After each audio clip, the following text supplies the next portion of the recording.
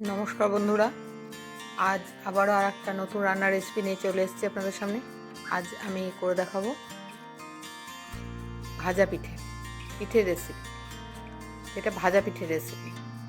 পিঠে অনেক রকমভাবেই খাওয়া হয়, কিন্তু এই রেসিপিটাও যদি আপনারা একবার ট্রাই করে দেখবেন, অত্যন্ত সুন্দর হয়। তো কথা বলতে বলতে আপনাদের স্বাগত জানাতে ভুলে গেছিলাম। আপনাদের প্রত্যেকে আমার চ্যানেলে স্বাগত জানাই। তো কীভাবে কী প্রসেসে করছি সেটা নিশ্চয়ই এর আগেও একবার দেখিয়েছিলাম আমি দুধ পুলি পিঠের রেসিপিতে। তো প্রথমেই কিন্তু জলটাকে কষকষে করে ফুটিয়ে নিতে হবে। ফুটিয়ে নেওয়ার পরে ওই ফুটন্ত জলে কিন্তু একজনকে দিতে হবে 1 চামচ করে চালের গুঁড়ো, আর একজনকে নাড়তে থাকতে হবে। তবেই কিন্তু একদম স্মুথ, নরম, খুব সুন্দর হবে তাহলে পিঠেটা।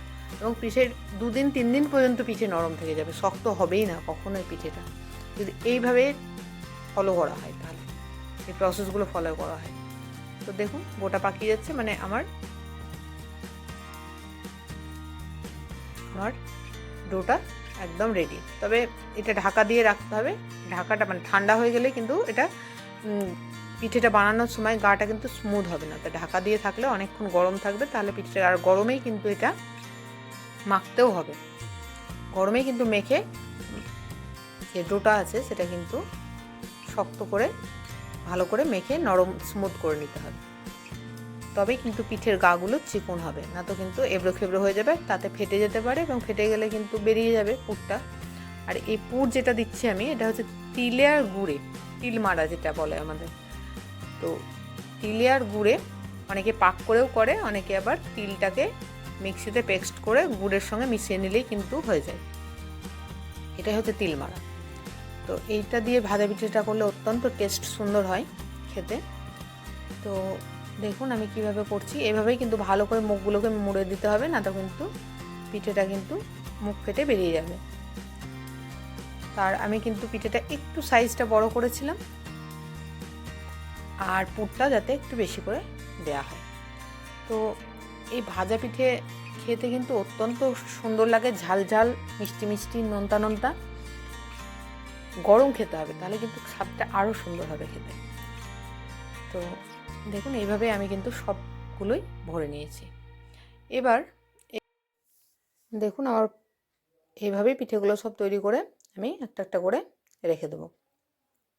তো এবার কিন্তু পিঠেগুলোকে আমাকে একটু সেদ্ধ করে নিতে হবে। তো সেদ্ধ করার জন্যে আমাকে জল গরম করে নিতে হবে। তো দেখুন কথা বলতে বলতে আমার এই পিঠেটাও তৈরি করা হয়ে গেল।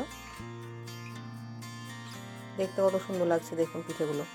তো আমি একটা কড়াইয়ের মধ্যে এবার জল বসিয়ে দিলাম। জলটা যখন ফুটতে লাগবে তখনই কিন্তু আমাকে পিঠেগুলো ছাড়তে হবে, কারণ ঠান্ডা জলে কিন্তু পিঠে ছাড়লে হবে না। তো দেখুন পিঠেগুলো আমি ছাড়তে শুরু করে দিয়েছি। যেহেতু জলটা ফুটছে, এই সময় কিন্তু আমি সব পিঠেগুলোকে আস্তে আস্তে এর মধ্যে ছেড়ে দেবো। বেশিক্ষণ না, মোটামুটি 4 থেকে 5 মিনিট মতন ফুটিয়ে নিলেই হবে, কারণ আগেই আমি গরম জলে এগুলোকে যে চালের গুঁড়োটা সেটা একদম সেদ্ধই হয়ে গেছে ওর মধ্যে। তার জন্য বেশিক্ষণ না, 4 থেকে 5 মিনিট মতন ফোটালেই কিন্তু এটা হয়ে যাবে। দেখুন আমার ফোটানো হয়ে গেছে। 2-1টা হয়তো ফেটে গেছে, তার জন্য হয়তো বেরিয়ে চলে এসছে। এবার এগুলোকে কিন্তু আমি তুলে ছেঁকে রেখে দেবো। তো বলতে বলতেই আমার দেখুন এক এক করে সব তুলেও নিচ্ছি, আর তোলাও হয়ে যাবে। তো আর একটা কথা বলে রাখি বন্ধুরা, এই তোলার পরে কিন্তু সঙ্গে সঙ্গে ভাজলে হবে না। ভাজতে গেলে কিন্তু একটু ঠান্ডা করে নিতে হবে, তারপরে ভাজতে হবে। আর যদি জলে ধুয়ে নেন সঙ্গে সঙ্গে তাহলেও কিন্তু হবে। ঠান্ডা জলে যদি ধোয়ার পরে ভাজা হয় তাহলেও কিন্তু চলবে। তো ভাজার জন্য আমি একটা মশলা তৈরি করে নিচ্ছি। তাতে আমি বেশ 6-7টা মতন লঙ্কা, মৌরি আর আদা একটু পেস্ট করে নেবো জল দিয়ে।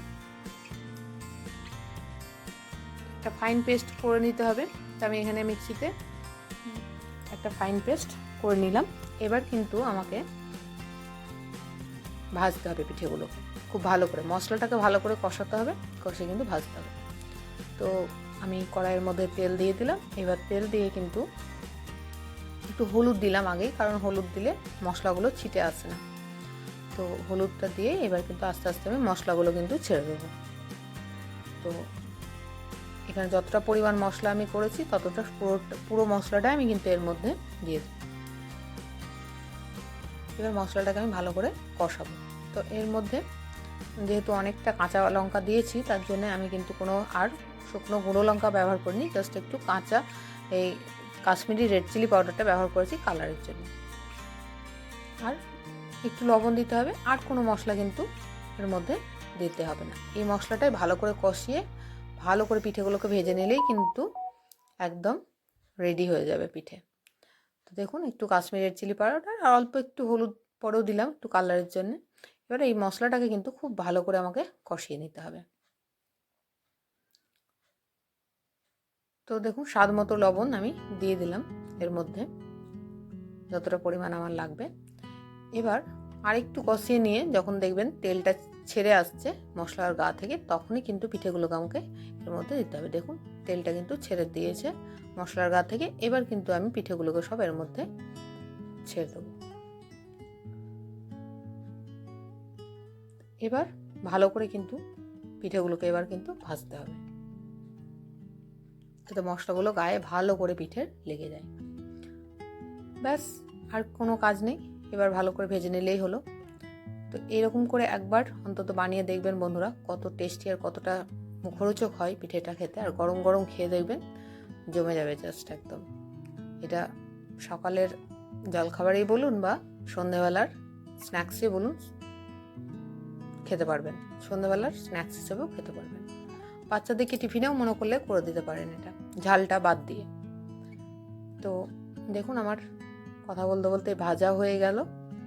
এবার আমি কিন্তু পিঠেগুলোকে নামিয়ে নেব।